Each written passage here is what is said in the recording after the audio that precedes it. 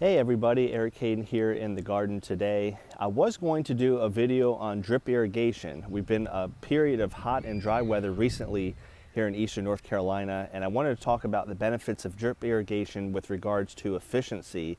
I'm gonna have to save that for a later video. It's an important one. It's either been feast or famine this spring in eastern North Carolina. We've had 10 and 11 day stretches of no rain, then a 5-day stretch with over 10 inches of rain. Now we're on another stretch with over 11 days of no beneficial rain. And I mean maybe a light rain, a few hundredths of an inch, but nothing more than a half of an inch here in a better part of over 10 days. I'll save that video for later. I want to talk about diseases in the roses. I jinxed myself. I saw some posts on Black Spot and I said, wow, my program's really doing well. I don't have much. I'll show you I have a little bit of black spot, but unfortunately I have something else that's a bigger concern, and that's Downy Mildew. And that's quite the shock because it's not really the season for that. But for the most part, I would say 95% of the rose bushes are looking good with no black spot whatsoever, not a speck of it. This is Claire Elise. I even have some of these roses that are, I would call these stragglers from the first flush. By far, I'm past the first flush, but some of these stragglers are still blooming. So for the most part, the garden is doing well. Again, the foliage is looking good. Maybe not as dark green as it was before, but a lot of new growth there on Dublin. And for the most part, things are looking good. Some of the plants that are more susceptible to black spot, I've seen a few spots here and there.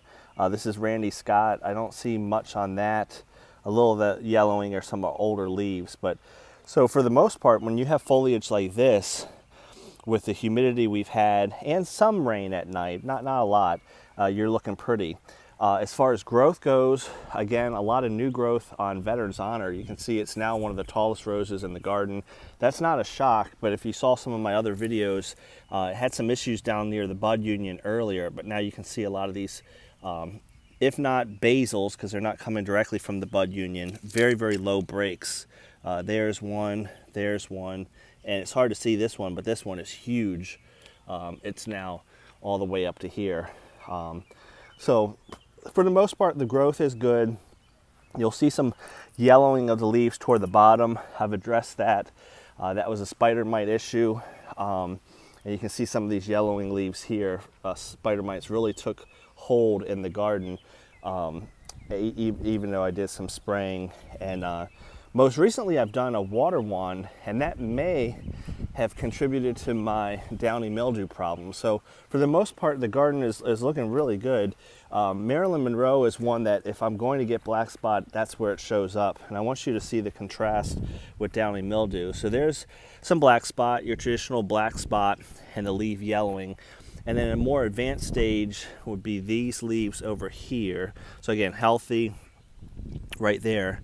That's black spots, and then the leaf starts to yellow. So I got a touch of it, but by and large, not too much in the garden. That's Marilyn Monroe. For me, it's very susceptible to black spot. Contrast that with Cajun Moon. That's rich foliage there with not a speck of issues. However, I pretty much inspect my roses every day. I was looking at Dublin Bay this morning, and this is an 8.4 rated rose, highly rated rose, and I'm walking by, and you cannot miss this.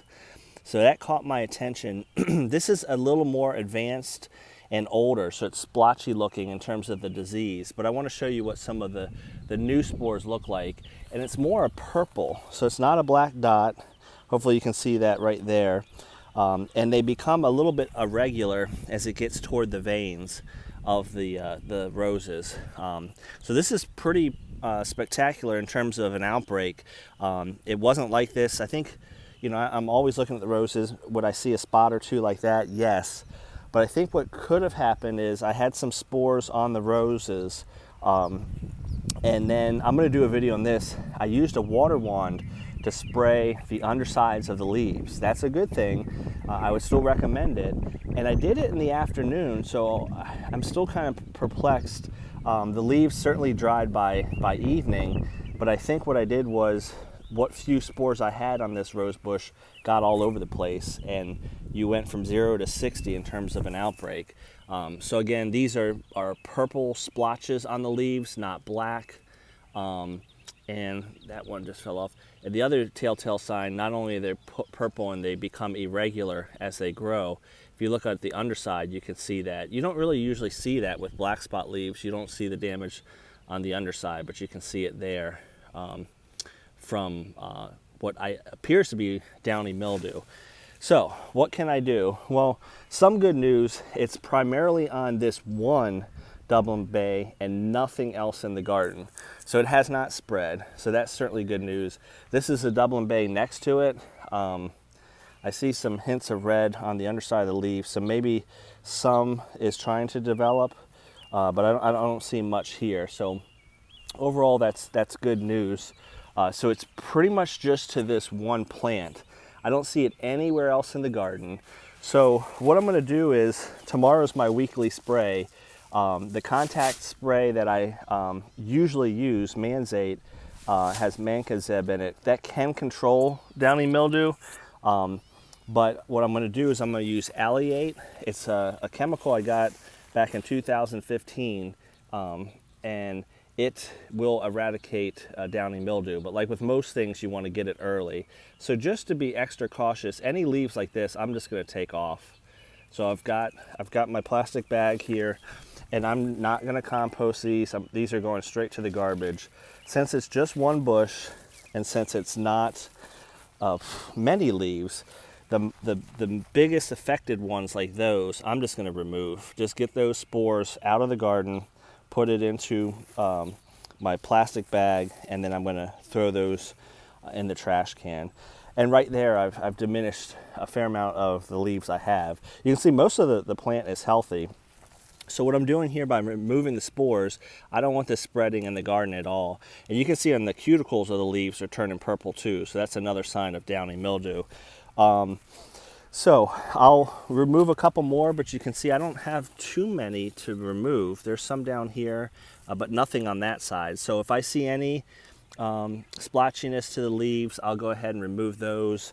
Maybe the infection is just on this lower part of the plant. You can see the rest of it is doing really, really well. So I'm pretty optimistic. Downy mildew, unlike black spots, can get out of control pretty quickly and defoliate your whole plant pretty quickly.